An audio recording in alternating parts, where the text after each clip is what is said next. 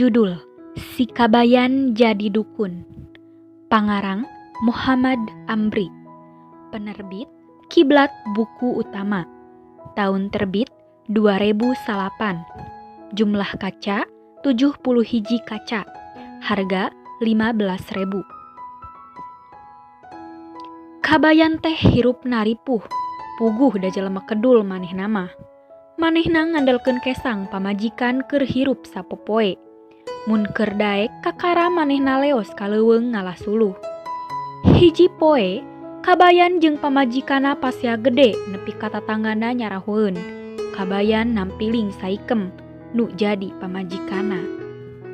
Hiji mangsa aya semah nu neangan dukun di lembur si kabayan.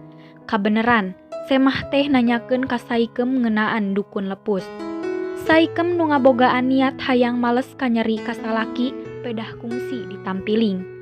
Ngabejakeun ka semah yen si kabayan teh dukun nu sakti. Dicaritakeun oge naon bae nu kungsi dipikagawe ku si kabayan keur ngayakinkeun. Basa kabayan rek balik, manehna papanggih jeung dua urang anu nyebutkeun yen manehna teh embah. Kabayan nu teu nyahona naon tungtungna mah kapaksa daek ngilu jeung semah eta. Dageus digebugan. Kabayan dipercaya bisa ngubaran Nyi Hasanah, anak sodagar nu katarajang panyawat pireu. Saknyana mah Nyi Hasanah teh tegering nanaon, lantaran manehna teu resep bapana rek ngawinkeun manehna ka Haji Latif dageus bogoh ka si Agus. Saenggeus balik ti imah Nyi Hasanah, Agus nepungan si kabayan. Manehna minta tulung ka si kabayan sangkan manehna bisa papanggih jeung Nyi Hasanah. Tungtung namah Agus nyamar jadi pangiring embah dukun. Basa geus papanggih eta, Nyi Hasanah nu geus teu pireu deui kabur jeung Agus. Kabayan kanyahoan yen manehna teh lain dukun kabeneran. Manehna dipenjara ku polisi. Lain sedih, kabayan kakalah atoh hirup di bui da manehna teh teu kudu ribet deui jeung lieur ngurusan-urusan di imahna.